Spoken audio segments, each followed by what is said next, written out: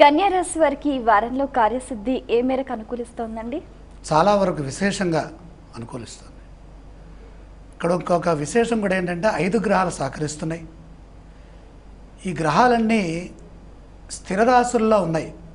4 స్థిర రాశుల్లో 4 గ్రహాలు ఉన్నాయి. 2 దుస్వభావ రాశుల్లో గ్రహాలన్నీ ఉన్నాయి. చరరాశుల్లో అసలు ఈ వారం గ్రహ సంచారం ఏం కనపట్ల ప్రారంభ చక్రాన్ని చూస్తే. ప్రధానంగా మిథునంలో దశమంలో సూర్య భగవానుడి యొక్క సంచారం విశేషంగా ఉంది. రాజ్యకేంద్రంలో జన్మస్థ చంద్రుడు. అలాగే వారారంభ చక్రాన్ని పరిశీలిస్తే భాగ్య శుక్రయోగం స్వక్షేత్రంలో బాగా సహకరిస్తోంది. అలాగే 3వ రాశిలో ఈ కన్యా రాశికి మిత్రగ్రహమైనటువంటి శని కూడా ఉన్నారు. శని సంచారం అనుకూలంగా ఉంది 3వ రాశిలో. ఇక 6వ రాశిలో కుంభంలో కేతువు.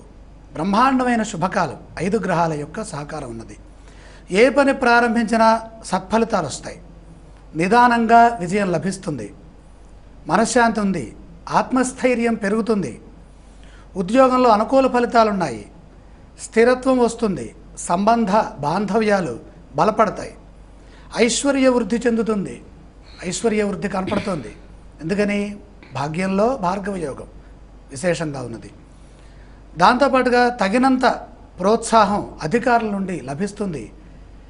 మానవ ప్రయత్నాలు సిద్ధిస్తాయి. దైవబలంతో కొన్ని ప్రణాళికల్ని రచిస్తారు. బంగారు భవిష్యత్తుకి బాటలు వేయటానికి అనుకూలమైనటువంటి ఆలోచన సంపత్తిని సమకూర్చుకునేటటువంటి శుభతరుణం ఇది.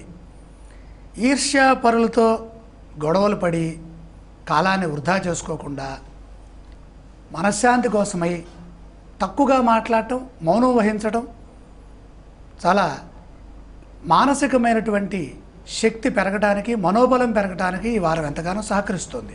కన్యా రాశి వారు పఠించవలసిన స్తోత్రాలు ఏవండి? విష్ణు సహస్రనామ స్తోత్రాలను వినడం మంచిది.